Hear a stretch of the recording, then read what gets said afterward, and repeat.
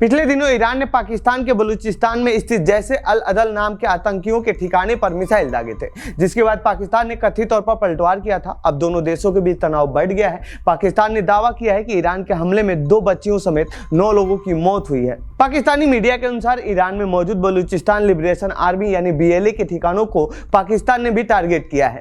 ऐसे में अब सवाल ये उठ रहा है कि पाकिस्तान और ईरान दोनों तो मुस्लिम देश हैं, फिर भी इन दोनों देशों में युद्ध जैसे हालात क्यों बन रहे हैं? क्या ईरान ने पाकिस्तान में आतंकियों को खत्म करने की सोच से हमला किया है या फिर कुछ और ही बात है? क्योंकि कुछ दिनों पहले ही ईरान ने इराक और सीरिया पर भी अटैक किया था। तो आइए समझते हैं इस रिपोर्ट में क्या है पूरा मामला और ईरान और पाकिस्तान में क्यों बढ़ रहा है तनाव। ईरान ने क्यों किया बलूचिस्तान पर हवाई हमला?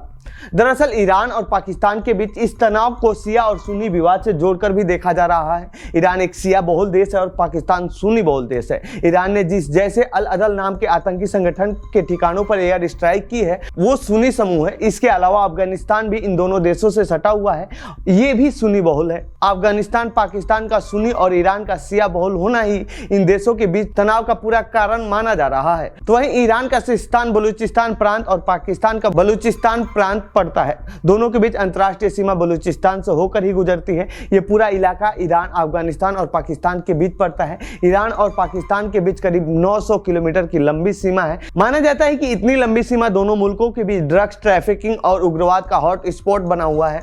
जानकार मानते हैं कि बलूचिस्तान दोनों देशों में फैला हुआ है और इस कारण दोनों के बीच सांप्रदायिक मतभेद के साथ साथ बलूची अलगाववादी गतिविधि होने के कारण भी तनाव बना रहता है। शिया सुन्नी के बीच क्यों है विवाद?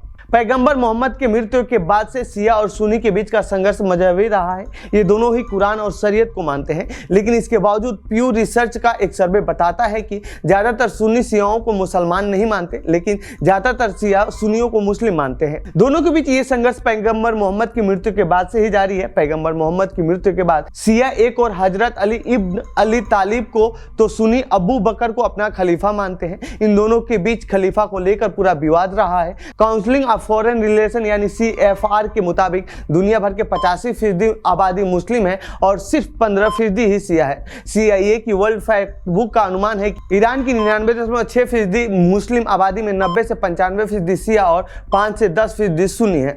वहीं पाकिस्तान की 96.5% मुस्लिम आबादी में से 85 से 90% सुन्नी और 10 से 15 शिया हैं।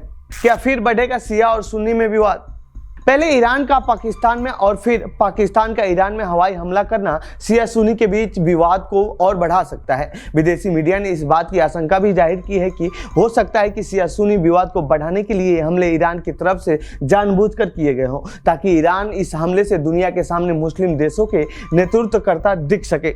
तो ये थी ईरान और पाकिस्तान के बीच बढ़ रहे विवाद से जुड़ी हमारी रिपोर्ट। आपको कैसी लगी ये रिपोर्ट कमेंट बॉक्स में बताएं। साथ ही इस पूरे मामले पर आप क्या कहना चाहते हैं कमेंट बॉक्स में लिखें। बाकी देश दुनिया की खबरों के लिए बने रहिए जनसत्ता के साथ। धन्यवाद।